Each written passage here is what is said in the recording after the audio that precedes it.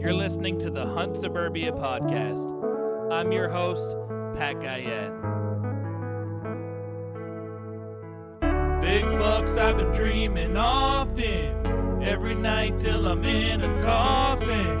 Vermont woods to the burbs of Boston, I'm looking for a tree to get lost in. Crisp mornings, little dust in the snow, quality time, just me and my bow. Fall evenings, I know just where to go for some quality times for me and my bow. It's just me and my bow. All right, everybody, on this week's podcast, I am joined by myself. No guest this week. It's just going to be me. And I want to talk about basically the early season, how it's gone so far, and but specifically honing in on the story around my October 6th early season Massachusetts buck, 8-pointer, 162 pounds. I want to talk about kind of how I narrowed in on that space there, that particular piece of woods. It's not like it's super far away from where I have been hunting over the last few years. It was just a piece that I completely overlooked. Overlooked pieces are oftentimes the best pieces, and you hear that from the hunting beast all the time. Dan Infalt says that, hunt the overlooked pieces. This particular spot was an overlooked piece for me. But we'll get into how I kind of first of all was reminded of that piece. I was in there in February shed hunting, and just did a giant loop through a pretty big piece of woods, and was weaving in and out of bedding areas and trying to find where acorns were and overturned leaves and all that stuff, and had my Onyx out. And if you guys use Onyx, use code HS20. You'll get 20% off if you're a first-time Onyx user, and that credits back to the podcast. So just a quick reminder there. But I was using Onyx up there, using the tracker feature so I can see where I covered, and anytime I was coming across scrapes, not ever even intending to hunt in this place because it's actually largely unhuntable. It's surrounded by a lot of places that are unhuntable, but You get clever on Onyx. You go in, you make sure all your setbacks are good. You use the line distance feature there. I set it to 167 yards, which is 501 feet away from dwellings. You kind of do that around all the places that you want to look at, and then what you're left with is, once you do the line distances from all the houses, then you can use the area shape feature in Onyx, and you can find out make the shape that go to all the points that are 500 feet from houses and fill that shape in. And then there's your huntable zones. I don't know why actually I brought that up, because that wasn't the particular problem in this piece. It wasn't, a neighborhood piece. It's just you've got some land that you are not allowed to hunt. And then there was about 120 acres that is huntable. So do your research there. And anyway, I was walking through in February, I think, shed hunting, looking for sheds.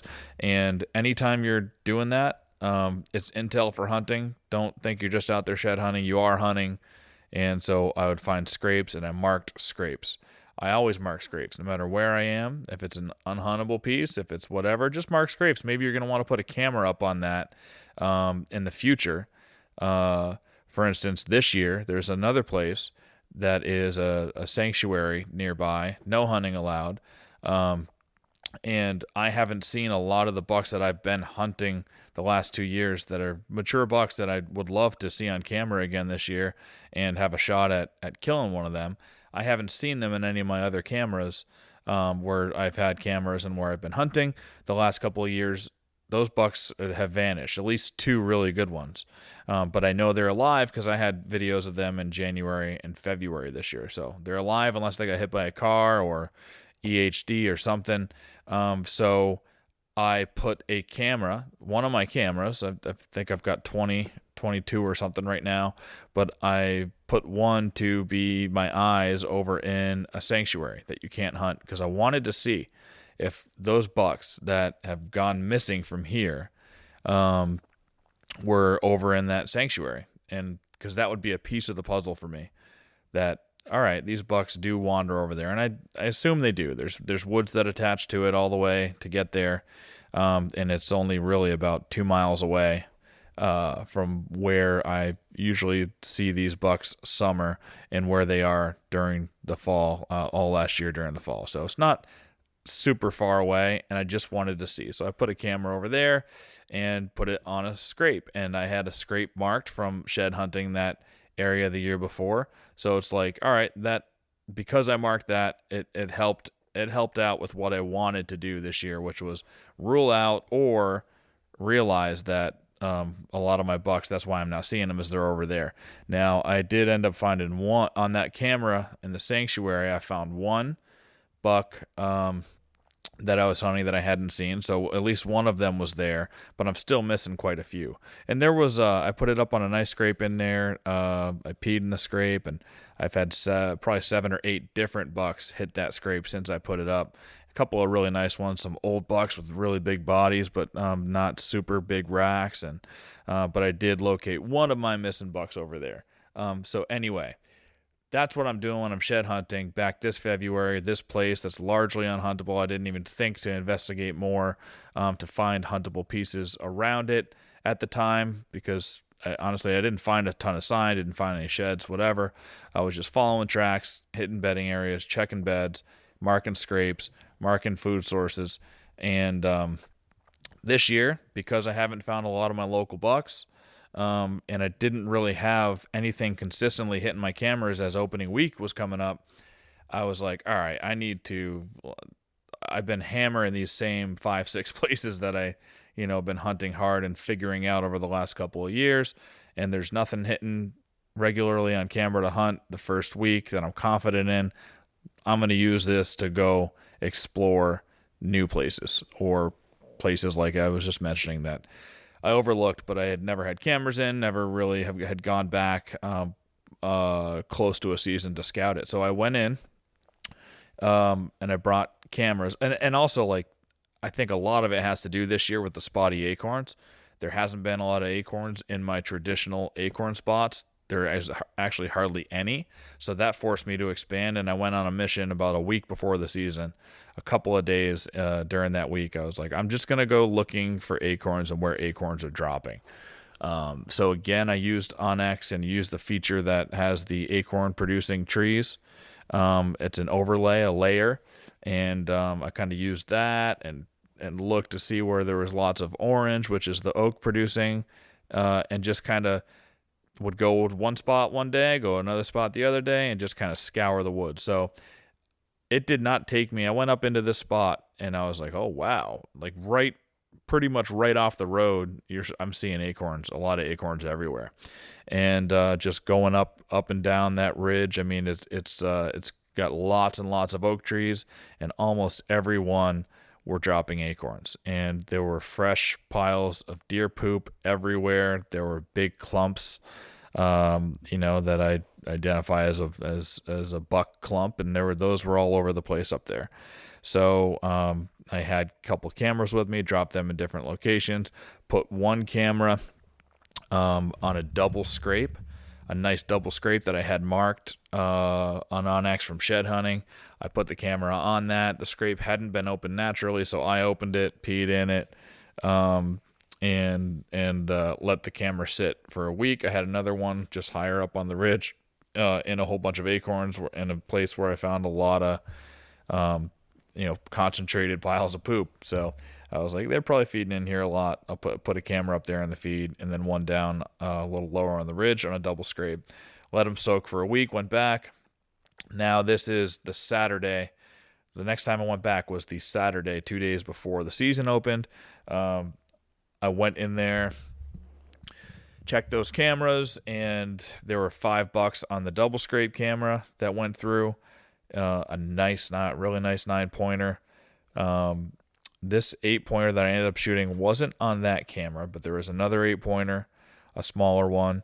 There was a nice 2.5-year-old 6-point, but you can tell he's got some pretty good potential. He's wide, pretty high rack. There was a real beat up 8-pointer with a chocolate rack. It's like all of his points are broken off already. I don't know how that happened. Must be an aggressive buck in there. But there was a lot of bucks, and that just confirmed. There were some does in there too, but confirmed my suspicion. The deer are going to be in the spotty acorn crop year.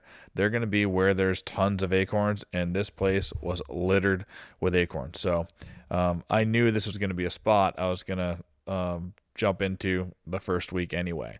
That 9-pointer that was on there is probably 125 inches, maybe up to 130. But he did not look that big on camera. He just kind of looked like it was funny because even going into that week, I'm like, all right, I'm going to go up there, but I really don't know if I would shoot any of the bucks that I got on that double scrape. At that point, the 9 was the only one I would be considering, but I have 10 or 12, bigger bucks than that, ones that I've had history with, that I know how to, places where I can catch them as November comes around. And this is really just the first season. So, the first week of the season. So it's like, I was thinking to myself pretty stupidly, would I shoot that 9-pointer if he came by and I hunted in here opening week? The answer to that is definitely going to be yes. And you'll hear why now. So I went in there on Monday, and Monday was just going to be an observation sit. Actually, no, I didn't. Monday I hunted somewhere else. Tuesday was the first time I went in there. And I wanted to go up high on the ridge where I had a better kind of view, because it was meant to be an observation sit. But obviously I'm not just picking a spot in the wide open where deer aren't going to travel by. I got to the edge of some habitat change. There was evergreen, starting to be a mix of evergreens, because basically the whole ridge was oaks. There's oaks, there's briar patches, there's some thick undergrowth green stuff, going up where the deer are bedding in. I found quite a few beds on the way in on Tuesday night. But I just wanted to go higher because I remembered when I was shed hunting, there was a clear kind of habitat transition line from those oaks into some pines. And so I wanted to get up on the edge of that, thinking that they could be bedding up in there. And all the way up at the top, there's houses and another road at the top of the ridge. So I get up in there, find a nice spot where I can see a good distance. There was an old tree stand. At first, when I got there, I was like, oh, come on. I got all the way up here, carried my climber all the way up this hill, and there's a fresh stand. And I don't want, and it's, 2 nights in, somebody could easily try to come down and get into that stand, right? And I don't want to blow anybody's spots up, mess up their hunts. I'm not the kind of guy that's just going to sit right next to a fresh stand. But at that point, it was Tuesday night. I lugged all my stuff up there. There was nowhere else for me to go. The way that I approached so that I left this corner virgin up here. Everything else I kind of blew up coming in. So I sat it, and thank God I did, because I climbed up, I used my binoculars, I looked at the other stand, and it is ancient. It's been there for a long time, and nobody's hunted it in a very long time. It was kind of almost dangling. It was off the tree. The tree strap has been getting eaten by the bark. It was an old stand. I doubt anybody's hunted that in a decade. But that kind of comes into play. So I'm 20 yards behind that stand in my climber, and I get up in the tree about 2:00. About 2:30, I see some deer, and they're moving early. And there's a couple of does to my left up higher on the ridge, but they're only 40-50 yards away from me. And just kind of poking through, feeding on acorns. So I know I'm close to some bedding, real close. I think it's in where they like to bed the most, probably in the pines, in that darker timber And that's why I was up there on the transition. So, but you're seeing deer in midday like that because you're real close to bedding, and those does were just kind of feeding through. Um, I watched them for a little bit, get a little bit of footage, and then at 4:30, 2 hours later, I see rack. I just didn't even hear him. It was quiet because it had been raining. I see rack coming through, and he was only 50 yards when I first saw him. That buck stayed around me for 33 minutes because I had the camera rolling the whole time, so I know from when I turned the camera on to when I turned it off was 33 minutes, and he was within pretty much 40 yards for most of it. But he was just meandering back and forth, eating acorns, and never gave me a good, clear shot inside 30. There was one time I could have shot him at maybe 36, 37 yards, but it was a small window, and it was so early in the season, everything, it didn't feel right. I didn't want to try to force that shot, so I waited and waited, and he just fed back and forth and never gave me a shot. And if I was in that stand that was 20 yards ahead of me, I would have had a shot, every second of that encounter. He would have just been right under me. So it was that was the first kind of, all right, I'm back in the game of this new season. My heart was pumping, my legs were shaking. When he walked away, I started shaking, and it had that classic, I was like, sweet, that's why we do this. Adrenaline's pumping. And that clarity of mind when he walked away, it was cool. It was just awesome to get back into that. And I waited the whole day. I actually ended up seeing another deer that was with him, but I just saw his legs as he was walking away. The buck I was watching that ate, there was another deer with him, which could have been the big 9, and just never saw his head. So got out of there, brought my dad and my uncle up in there. The next day they came down from Vermont to hunt with me for a few days. We went into that patch because you got to hunt the acorns. I'm feeling like this early season. I've seen it on the cameras. I went in and validated that spot with a, observation sit that turned into a hunt real quick. Saw deer, they were moving early. So, kind of get a feel for where they are bedding. They are bedding up in that corner. There's a nice draw that goes down with a little stream going through it, and that's really thick in there, and they're bedding along that. So now that I know that, and this has all been done, within basically a week prior to the season. I think the first time I stepped into that patch of woods was 10 days before the season. But in years past, I probably would have just started sitting my old locations. They've been productive before. I see lots of deer there, but learned enough to know you got to really think about why that they were there. And, most of it, 90% of it was because there was food, and acorns were plentiful those years in those locations. And it would have just been dumb for me to blindly sit in a spot like that. So making that decision to go out and actually find acorns and do a scouting mission, literally just looking for acorns, 10 days before the season, that's what kind of led to this early season success. So we went back in there the next night with my dad and uncle sitting on acorns. There's deer in there. It's a good plan. My dad and I go all the way up to the same spot where I sat in my climber the night before and saw the buck. We sat on the ground. It rained. Started as a drizzle, then it poured, and we didn't see anything. My uncle didn't see anything. He was sitting on the double scrape where I had the cam and hit those 5 bucks. He didn't see anything either, so we leave, and then the next morning we hunt a different spot, but in the evening again, there's no reason not to go back there. I know there's deer there. We know they're coming down the hill. They're coming out of bedding. They're getting in the acorns. They're feeding, and sometimes they're getting up pretty early and feeding comfortably up there. So we do that again. We go up, but I was sitting with my dad a lot on the ground, and this time I decided he was getting kind of tired going all the way up the hill too, so I dropped him halfway up on this nice break in a stone wall coming off of an unhuntable piece right into the huntable spot, and there was a scrape there, a fresh scrape too, so I dropped him there, and there were tons of acorns.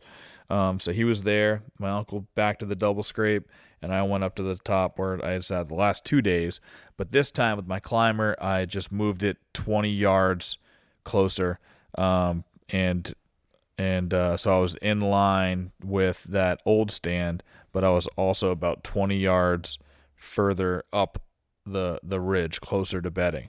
That's just what had happened. That's where there happened to be a good tree with what looked to be decent shooting lanes from the bottom. And I tell that because there were no branches coming off of it. I looked, there's no, trees nearby that had branches leaning in that could be a potential obstacle for shooting lanes. It was just kind of a nice tree with no obstacles around. And that in line with that old stand, where if that buck came down and did exactly what he did, then I'd have shots. So I get up there. This is the first day after a hard rain. It hasn't rained this day at all. I expected deer to be moving all day, getting up, feeding all day.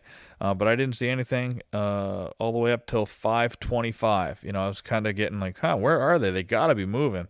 Saw nothing until 5:25. Here comes this buck again. I think the same exact path. I see antlers, and it's game on. I just know he's going to present me with an opportunity this time. There is going to be one. Just stay patient.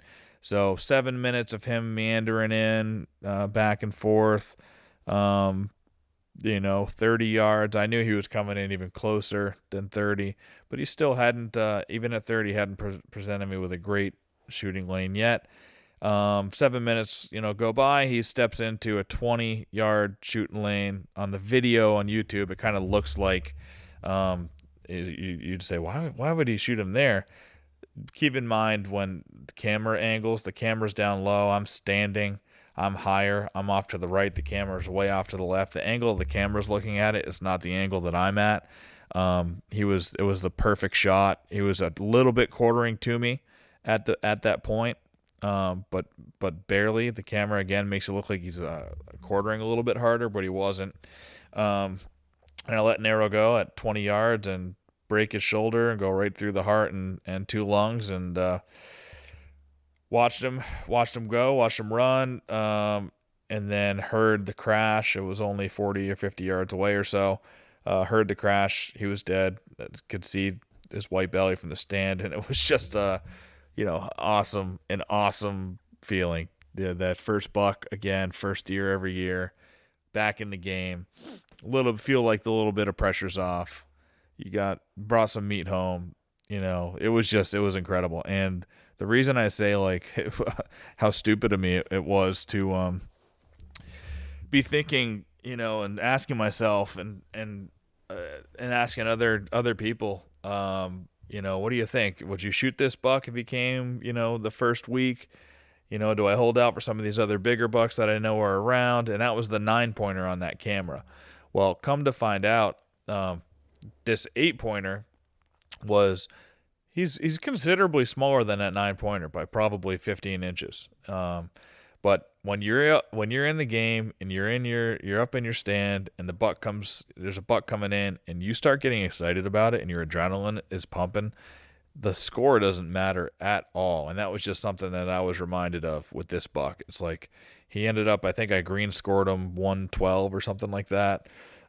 Which is a nice buck. In my head, I'm comparing them a little bit to the two 125 and 127 bucks I got last year. But you can't do that, man. It's all about what you feel when you are in the stand. That buck was coming in. I knew I wanted to shoot him as soon as I saw his rack. He had a pretty big body, weighed 162. I just knew that I was shooting this deer no matter what. So it's just so funny.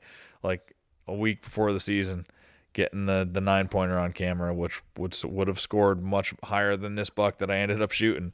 Do I question it? Do I not? And Jake Bennett was telling me, he was like, dude, you just wait until you see him, because that is how you're gonna know. And it's true. I knew immediately. And I'm so stoked about that buck. He was awesome. And another cool thing that ties that buck into other stories. I shot him on October 6th. Last year, I shot that chocolate rack 8-pointer on October 6th. Same exact day of the year. He had that buck I didn't recover last year till 27 hours after, and the coyotes had gotten to him a little bit. They'd eaten up his shoulder and up into the neck on one side and ruined a cape.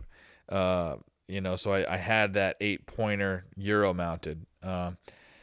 Kevin Polis and I did it last year, and that was fun. And I actually really do enjoy the Euro mounts, and I really like it. But and I was probably going to keep him as a Euro because he had a unique cape to him. He had a really blonde head, and it was an early season cape with a bright blonde, rusty blonde hair on his forehead, going into a dark chocolate rack. I just knew like that's such a unique cape to have to find.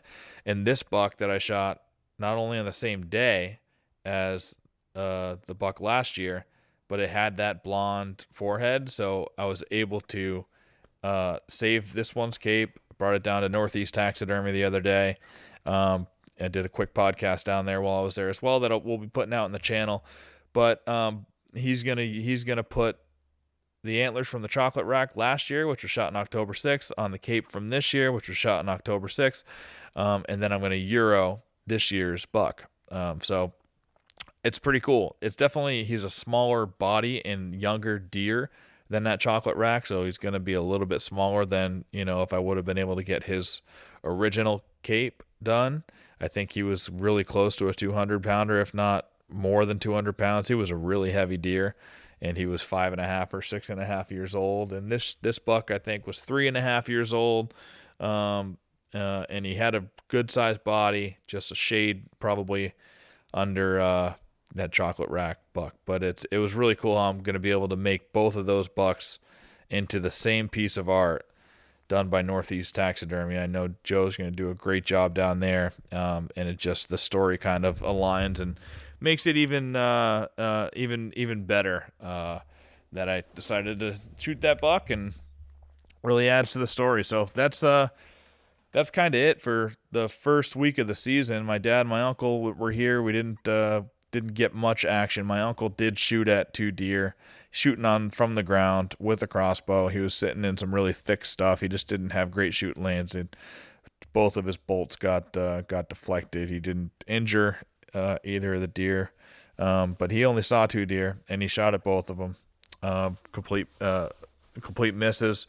My dad didn't even see a deer, so that was a little bit of a failure. I felt bad about that, but I don't know what I could do. I was putting them in the spots with Acorn and Fresh Sign, and I was seeing deer. Andy saw a couple. It's just they didn't happen to walk by my dad, so that was the first week of the season. I haven't really hunted. I went out last night for 2 hours or so, just walking in the rain with my bow, through some bedding, because again, the cameras are kind of dead. I still haven't located a couple of the bucks that I wanna find. So I was just pushing through some bedding with high wind and rain last night. So that was the first time I had hunted since I harvested killed that 8-pointer. And tonight, I think, so yesterday it rained all day, all night. It poured. This morning it poured. It's letting up a little bit here this afternoon. And I just saw Steve Shirk post something that he believes the next 2 weeks, starting today, are the best 2 weeks to hunt scrapes. So get out and hunt your fresh scrapes. I think as soon as the scrapes are starting to get hit, it's good. But right now, as we're leading into the next 2 weeks, getting into pre-rut, some seeking behavior on my cameras, historically in this area, I've seen the seeking starting October 20th. So we're close to that. Things are ramping up here. I do think bucks are going to start laying more scrapes. They're going to start hitting scrapes that haven't been opened up yet, and they're going to go and refresh the early ones that were opened, especially after the rain just ended. So this evening I am going to get out and get a sit in, and I'm going to go for that. There's a really big 8-pointer in another new area this year that I've been honing in on over the summer. This buck's got to weigh 220, 230 pounds. He is huge. He's got a saggy belly, saggy neck. He's got everything antler-wise, too. He's wide. He's probably 19, 20 inches wide. He's got 12-inch G2s. He's got 9-inch G3s. He's got really good mass, and he's got brow tine, probably 5-inch brow tines. I mean, he is a beautiful buck. I think he's going to score in the 140s. giant body, and he's just like, I had him daylighted a lot during the summer. I think I was close to his bedding, but I haven't had him over the last 3 weeks really showing up. Once or twice he'd go through that camera location, which in the summertime was consistently hot. The downside to this area is I haven't found a lot of acorns in there, so he very well could have moved. There's a swamp in this location. He could have moved across the swamp and up onto some oak ridges, which he probably is, but you can't hunt over there. So I'm stuck over on the spot I was scouting in the summer. It's a small piece of land, but there are some fresh scrapes. I've got them marked on my Onyx. I'm going to go in there with my climber tonight and use the wind in my favor to be coming away from the bedding, not going into the bedding, away from the bedding, and I'm going to be set up within 25 yards of a fresh scrape. You can bet on that.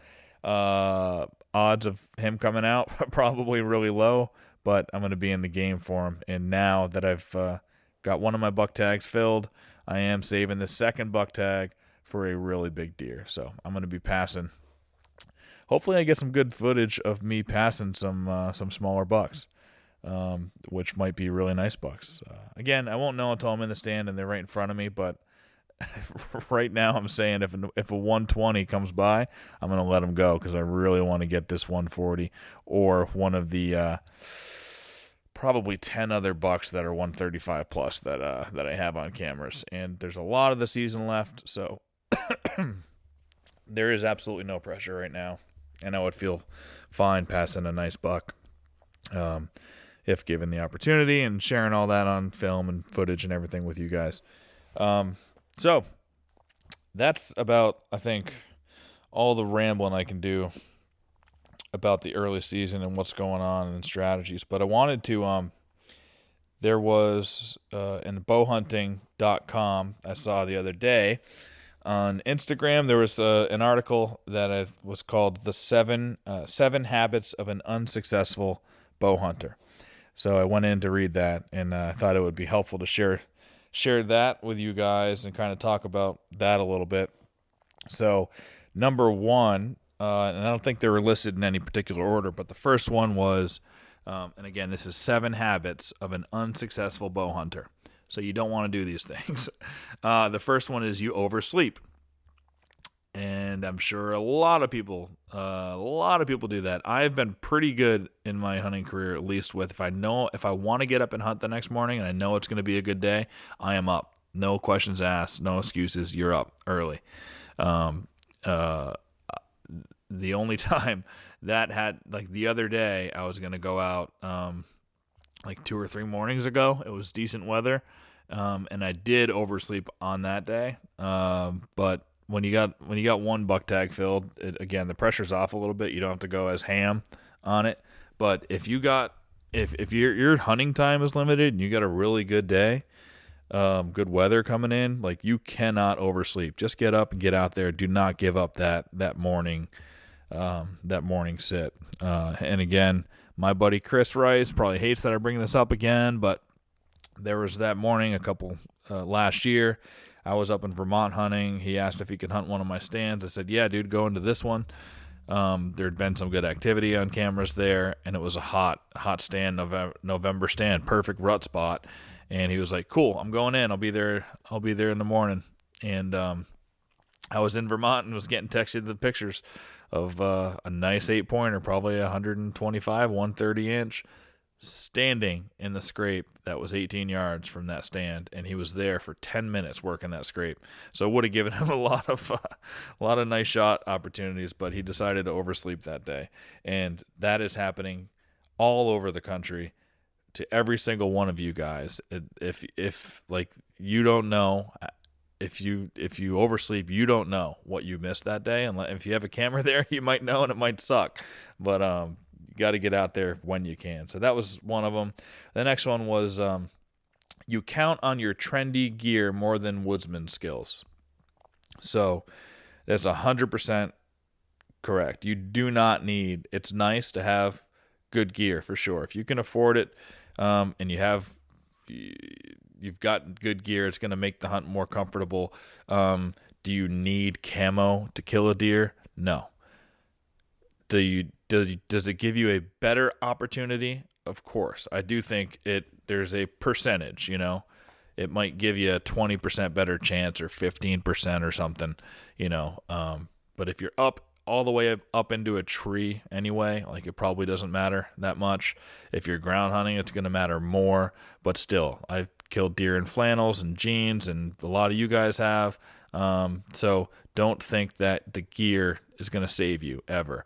A new bow, again, those new bows might shoot 5-10% better than a bow 5 years ago, right? There's going to be a little percentage in how it shoots and operates, and there's going to be little things that might be better. But can you kill a deer with a 10-year-old, 20-year-old bow? Yes, of course.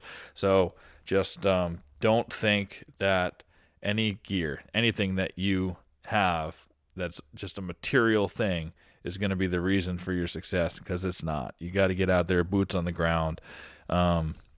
It's scouting. Scouting to me is 85-90% of the whole equation. Being prepared, doing your homework, doing your research, and putting yourself in a productive spot.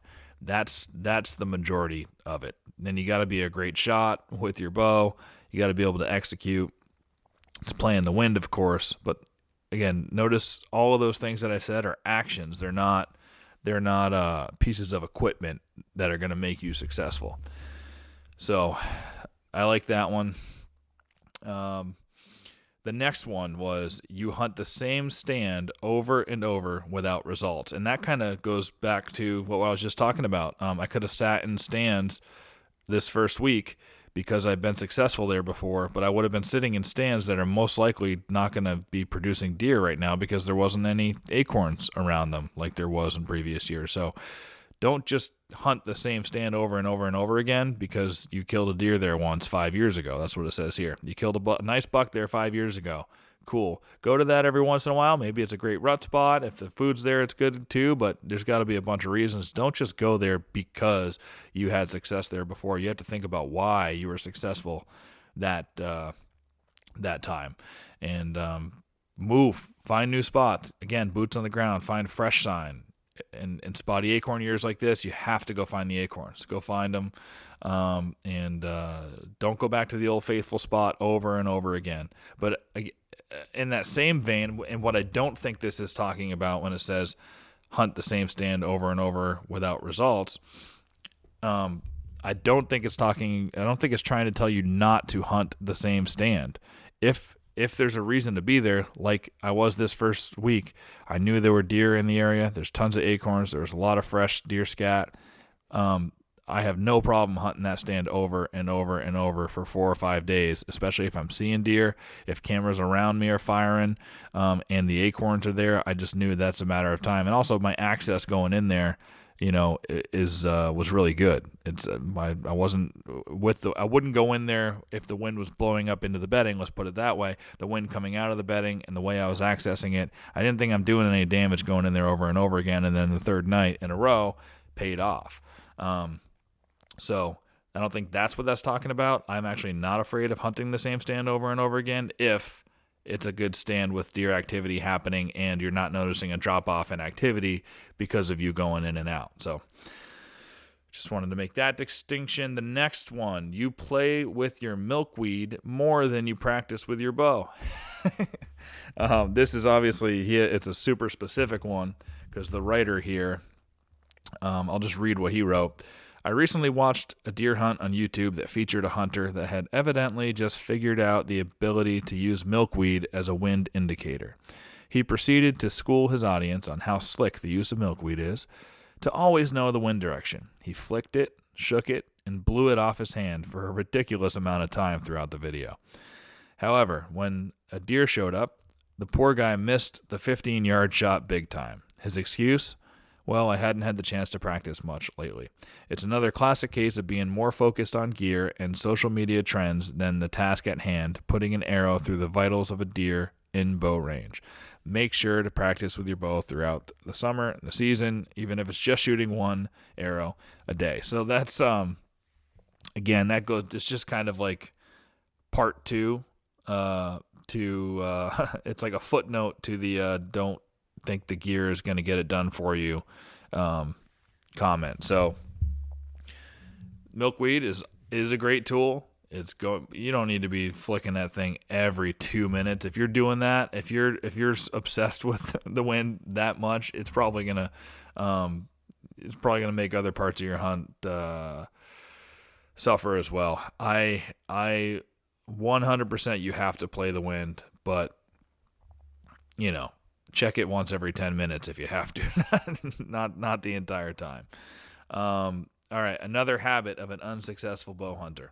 You focus on your phone more than the hunt. And this is one that I am guilty of a lot. And let me see if I can try to rationalize it. It's like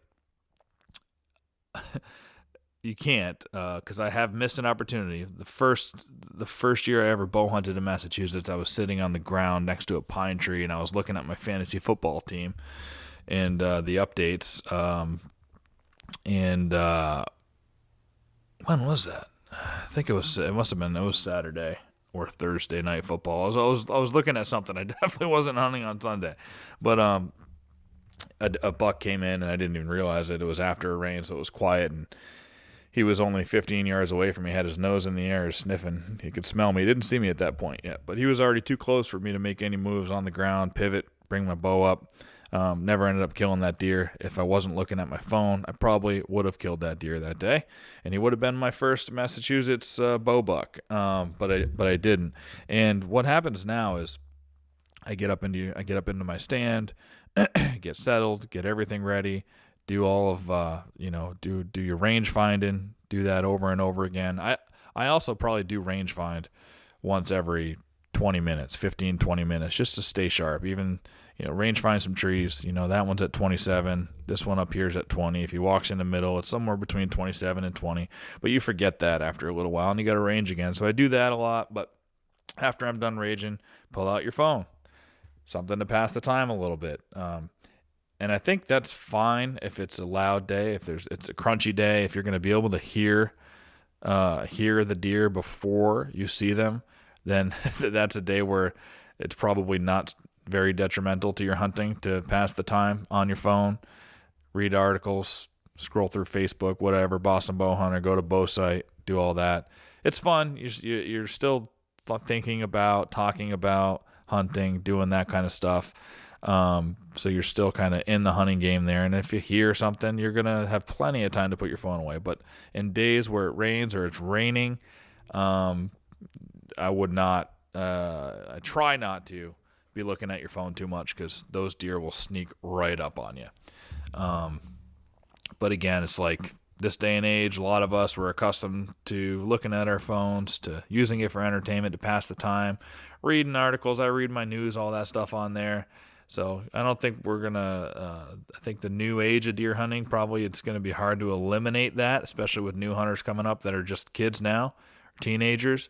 So we're going to have to learn how to deal with it and get better at hunting with our phones within an arm's reach. It's just too much of a temptation not to be able to pull it. So, all right, let's go to the other one here. Another habit of a unsuccessful bow hunter. You don't pay attention to the wind. That speaks for itself. It is. You cannot go out hunting without looking at the wind forecast first. You just cannot do it. You're going to be, you're not going to see a lot of deer. You're not going to be successful. You're going to hear a lot of deer blowing at you is what's going to happen. So I always look at the winds. I look at a bunch of different sites, see if they're the same. If it's generally, if the different sites are generally giving me the same wind, and it looks like the wind is staying steady the entire afternoon with the same direction, then you can tell it's going to be pretty steady. Sometimes, like today, it's looking like it's going to be first a west-southwest wind, then it's going to be southwest, then it's going to be west, and then it's going to be west-northwest. So it's all coming westerly, but there's going to be, that's too unpredictable for me to hone in on. All right, well, I'm going to set up for particularly the northwest wind or the southwest. Now you just have to kind of set up knowing that the wind dial, if you're looking at it, is going to be going, top to bottom on that left side. Just it could be any one of those directions.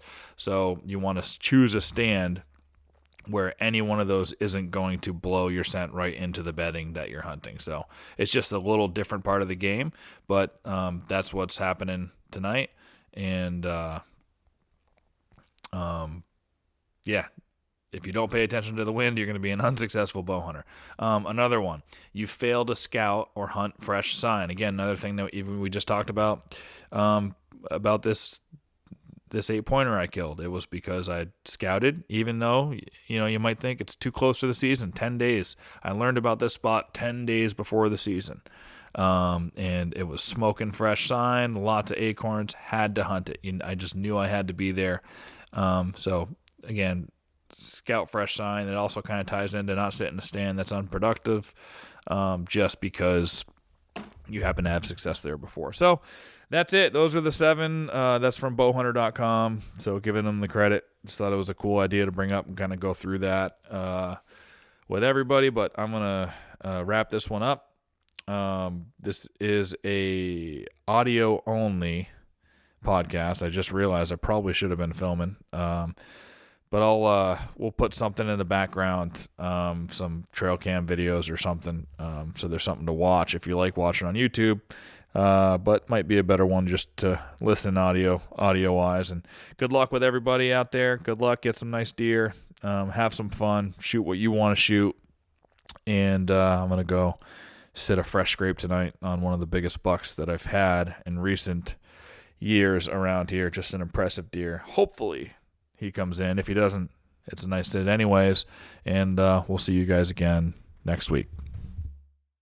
Big bucks I've been dreaming often, every night till I'm in a coffin. Vermont woods to the burbs of Boston, I'm looking for a tree to get lost in. Crisp mornings, little dust in the snow, quality time, just me and my bow. Fall evenings, I know just where to go for some quality times for me and my bow. It's just me and my